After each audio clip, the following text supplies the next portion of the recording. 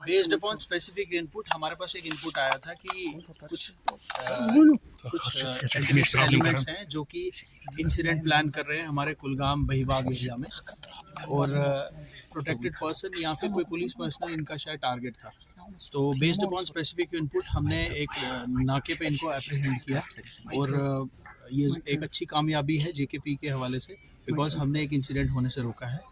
और इसमें 3 लोग हमने अरेस्ट किए और हमारे कुछ आर्म्स एंड एम्यूनिशन भी रिकवर हुए। इसमें एक पिस्टल, 2 मैगजीन और कुछ हमारे लाइव राउंड रिकवर हुए। हम आपको ये बोलना चाहते हैं, हम आगे भी ऐसे ही कोशिश करते रहेंगे और कुलगाम को कोशिश करेंगे इंसिडेंट फ्री रखने। तो कोई बड़ा